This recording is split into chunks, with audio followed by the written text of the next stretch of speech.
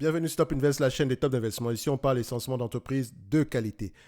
Alors, avons-nous une opportunité d'investissement sur Golar LNG? C'est la question à laquelle on va essayer de répondre en se basant sur les états financiers de la compagnie. Je rappelle que ceci représente uniquement mon point de vue et non un conseil d'investissement. Et comme d'habitude, je me réserve le droit de me tromper. C'est une demande spéciale d'un abonné Top Premium. Je rappelle que le lien vers le service Top Premium est dans la description de la vidéo. Et présentement, on a une promotion sur ce service-là.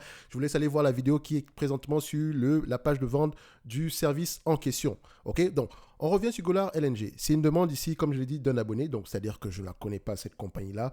Techniquement, vous-même, vous verrez ici si c'est le type d'entreprise que je pourrais recommander, enfin, encourager à analyser sur cette chaîne-ci. Donc, regardez ceci. On a à peu près un revenu ici, en dents de scie. Techniquement, ici, c'est pas beau à voir, ok?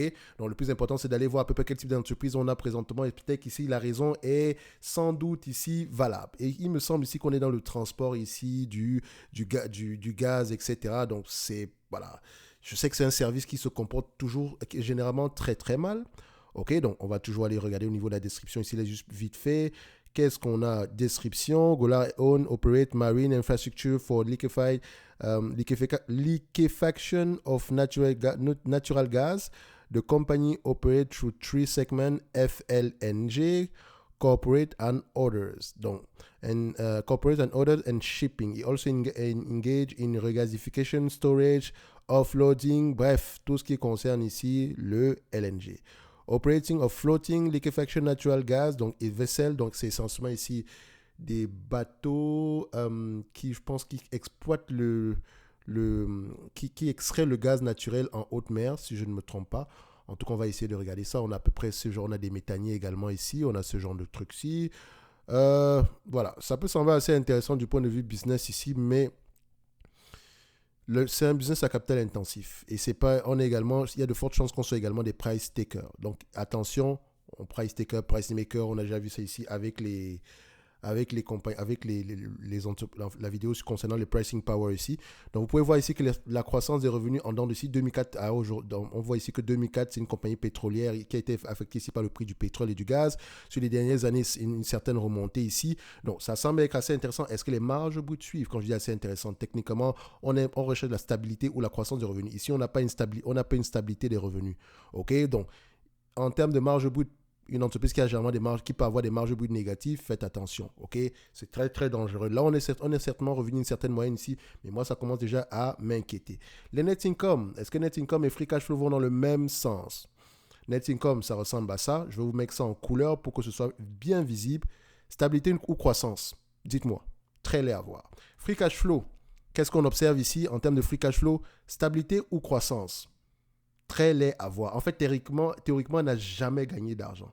Donc, si on prend ça en full year ici et qu'on prend à peu près le free cash flow cumulatif sur les 20 dernières années, elle a perdu 5 milliards 440.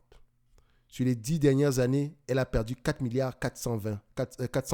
Sur les 5 dernières années, elle a perdu 488 millions. Je dis bien perdu, pas gagné. Elle n'a jamais gagné d'argent. Mais alors, comment est-ce qu'elle arrive à rester en place? Croissance du nombre d'actions. Est-ce que la dette nette est stable, décroissante? Qu'est-ce qui se passe? La dette nette, il y a même de fortes. La dette nette ici a même tendance à être à peu près stable. Sur les dernières années ici, elle a même remboursé cette dette nette. Je ne sais pas comment elle a réussi à le faire, mais je constate également ici que le nombre d'actions a augmenté. D'accord? Ça peut également être lié. Mais on voit déjà ici que ce n'est pas un business qui pourrait nous intéresser. Est-ce qu'on a même des EBITDA ici? Et faites attention, la dépréciation ici est une véritable charge financière ici. D'accord? Donc, on voit ici que, même en termes d'EBITDA ici, c'est compliqué. Ce qui est bien, c'est qu'elle n'a pas beaucoup de dettes en date d'aujourd'hui. Et on est sur un cycle haut. Mais n'oubliez pas, en termes de free cash flow, elle ne gagne presque pas d'argent également, comme d'habitude. Donc, faites attention. So, comment on va donc évaluer ce genre de business-ci? Regardez toujours les actifs tangibles par action. Vu qu'elle est énormément d'actifs tangibles ici, le marché a tendance à payer combien de fois les actifs tangibles par action en date de jour, en moyenne? Le marché a tendance à payer ici sur la moyenne, à peu près sur les 20 dernières années, 1,6 fois les actifs tangibles par action. Sur les 10 dernières années, il paye à peu près 1,2 fois. Sur les 5 dernières années, à peu près 1,1 fois les actifs tangibles par action ici. Mais attention, quand on regarde ces actifs tangibles, là, ils ont tendance également à fluctuer. OK? D'un coup, on est à 2 milliards, 2 milliards 500, aujourd'hui 2 milliards 900, parfois 1 milliard 200. Voilà. À combien est-ce qu'on va se retrouver dans 10 ans? Je n'en sais rien. Donc, sur les 10 dernières années, on a à peu près 1 milliard 700 en moyenne. Donc, je ne paierai pas plus de 1 milliard 800 pour cette compagnie-ci. D'accord? En termes pas plus que 1,8 milliard. OK? Donc, si c'est 1,8 milliard que j'accepte d'en payer ici, en me basant sur les actifs tangibles en question, ça fait à peu près ici, divisé par le nombre d'actions, 1,8 milliard, ça fait divisé à peu près par 107, ça donne à peu près aux alentours de $17 l'action. Et même à $17 l'action, je vous dirais que même si on me donne cette compagnie à $5, $1, elle ne va vraiment pas m'intéresser. Elle ne gagne pas d'argent. Qu'est-ce qu'on va faire avec ça? Donc, Golar LNG, ce n'est pas une entreprise intéressante. Elle gagne beaucoup d'argent en date d'aujourd'hui, mais en termes de free cash flow, il n'y a rien qui rentre dans les caisses. Elle paie un dividende en plus. Vous vous rendez compte? Comment est-ce qu'elle fait pour payer ce dividende-là, vu qu'elle n'a pas de free cash flow, vu que les free cash flow, techniquement, elle n'a pas gagné d'argent au moins depuis une dizaine d'années? Comment est-ce qu'elle fait pour justifier le paiement de ce free cash flow-là? On questionne ici la politique d'allocation du capital. OK? Golar LNG. Quand on va regarder ça ici, Golar LNG. Donc, s'il vous plaît, n'allez jamais sur ce type d'entreprise. Jamais, jamais. Si elle vous intéresse même, vous pouvez toujours demander un avis externe ici. D'accord? Donc, demandez-nous Stop Invest. Thierry, qu'est-ce que tu penses de cette compagnie-ci? Je pourrais l'analyser quantitativement. Essayer de soulever les bonnes questions. Parce que là, ça peut être intéressant. Ouais, le prix du gaz augmente. Elle a quand même des bateaux, etc. Ça a une certaine valeur. Mais techniquement, vous pensez que c'est aussi facile de les revendre? Non, pas du tout. Donc ici, franchement, c'est le genre de business qui ne devrait pas vous intéresser. Et encore, je pourrais me tromper. Mais voilà, quand je vois une entreprise qui a tendance à verser un dividende alors qu'elle ne gagne même pas d'argent, je ne sais pas par quelle magie elle arrive à le faire. OK, ça ne m'intéresse pas. Je me questionne même par rapport ici, je m'interroge même par rapport ici à la qualité du management. D'accord? Je ne veux pas avoir ce type d'entreprise en portefeuille. Et maintenant, si elle a conçu des usines de liquéfaction, etc., peut-être qu'elle a des actifs cachés ici.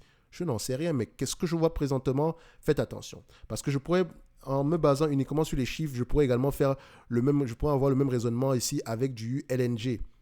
D'accord, Cheniere Énergie. Pourtant, Cheniere Énergie, après lecture, on se rend compte nous avons une entreprise qualitative ici qui peut même avoir un pricing power. OK?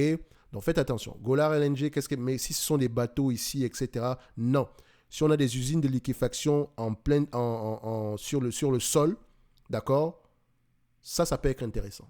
Donc, allez regarder le type d'actifs qu'on a. Mais en tout cas, pour Golar, pour le moment ici, ce n'est pas intéressant pour moi ce que je vois présentement. OK? Bref. Ceci n'est que mon point de vue. Et on se donne rendez-vous sur la prochaine vidéo. Un like, un abonnement, un commentaire, ça fait toujours plaisir. N'oubliez pas, en lien dans la description de la vidéo, nous avons le service Top Premium. On a présentement une promotion disponible sur ce service-là. OK? Je vous laisse aller voir la vidéo qui est sur le site en question. Elle est juste là. On se dit à bientôt. Merci.